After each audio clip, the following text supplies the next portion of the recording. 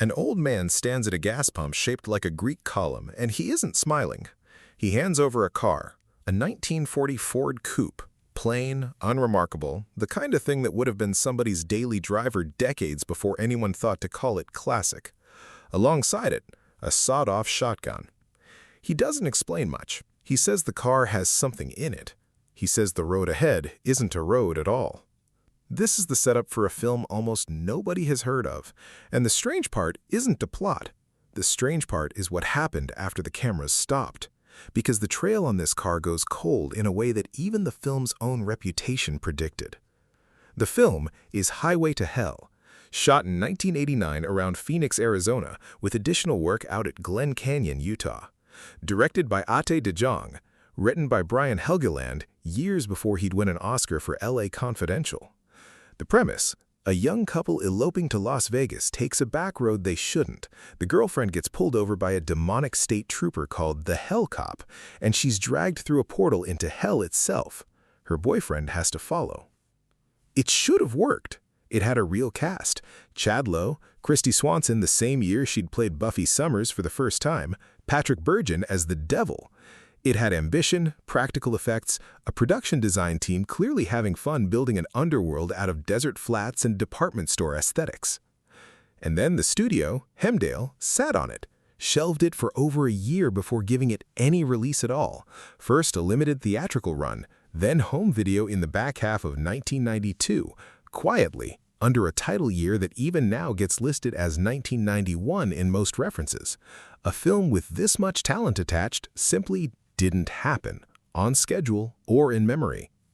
No surviving production account explains why this particular car, a 1940 Ford V8 Deluxe Coupe, was the one chosen to carry a magic secret through a desert full of biker gangs and dead cops. No interview addresses it. That absence is worth stating plainly rather than filling in. Sometimes a picture car is picked because it read well on camera, because it was available, because someone on the crew already owned one. None of that is documented here. What is documented is what the car does once the story starts, and that's a job description, not a backstory. Inside the film, the coupe is the vessel. Sam, the old gas station keeper played by Richard Farnsworth, gives it to Charlie along with the shotgun, and between the two objects, Charlie gets exactly one shot at crossing into hell to find his girlfriend. IMCDB, the Definitive Vehicle Identification Archive for Film and Television, tags this coupe with its highest classification tier, used extensively by a main character, not a background prop, not a single scene. The car earns its screen time. There's a small wrinkle worth naming honestly. Most sources, IMCDB included, identify the coupe as a 1940 Ford. At least one retrospective review calls it a 48. No documentation resolves the discrepancy either way, so it sits here as reported but unverified rather than quietly corrected into false certainty. What's harder to dispute is the company this car kept on set.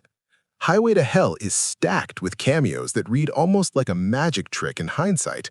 Jerry Stiller, Ann Mira, Ben Stiller, and Ben's sister Amy Stiller all appear in the same film. The entire family, together years before Seinfeld made Jerry a household name twice over. Gilbert Gottfried plays Hitler. Lita Ford has one of the film's most quoted lines. Kevin Peter Hall, the actor inside the Predator suit, appears here in what would be his final film role. Rock musician, horror icon, sitcom patriarch in waiting, all sharing frame space with a Ford Coupe that carries a magic shotgun through a fake hell built on a B-movie budget. None of it saved the film from disappearing. If anything, it makes the disappearance stranger. Here's where the trail actually goes cold. No registry entry, no collector's forum post claiming ownership, no auction record, no restoration write-up, no photos surfacing decades later with a caption reading, "The actual car from Highway to Hell." Nothing. That's not a gap in this research. It's the finding. A film shelved for over a year, released quietly, forgotten almost immediately outside a small cult following built entirely on trivia, and a hero car that vanished just as completely as the movie itself. Whatever happened to this coupe, sold off after wrap, repainted into someone's daily driver, scrapped, sitting in a barn somewhere with nobody aware of what it once carried through a desert set, none of it has surfaced. The object that was supposed to hold a secret in the story now holds one in real life, and this one has no script to resolve it. Here's what is knowable and useful if this story put you in the mood for one of your own. The 1940 Ford Deluxe Coupe is a real active corner of the classic car market, independent of any film role.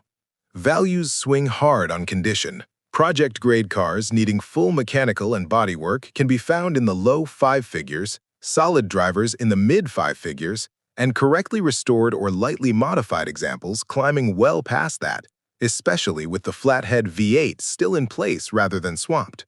The flathead itself is the first thing to check closely. Cooling issues and cracked blocks are common on unrestored survivors, and a rebuilt or freshly serviced engine changes the math on any listing significantly.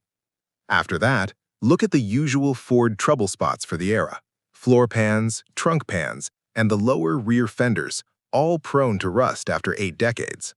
Original steel is increasingly rare, so reproduction panels, readily available for this body style thanks to its popularity with the hot rod and street rod community, are often part of any honest restoration budget.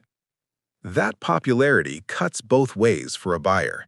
The 1940 Deluxe Coupe is one of the most sought-after pre-war Ford bodies for exactly the reason it made a decent movie prop: clean lines, a shape that reads as both period-correct and hot rod-ready.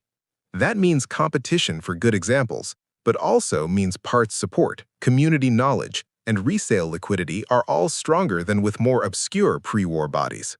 Somewhere, there's still a gas pump shaped like a Greek column in a movie almost nobody watched. And somewhere, maybe, there's still a 1940 Ford Coupe that once carried a fictional secret through a fictional hell, now carrying a real one through however many decades of ordinary, undocumented life. The film gave it a job: hold the mystery until the story's done. Nobody ever told it the story would end, and the object just kept holding it.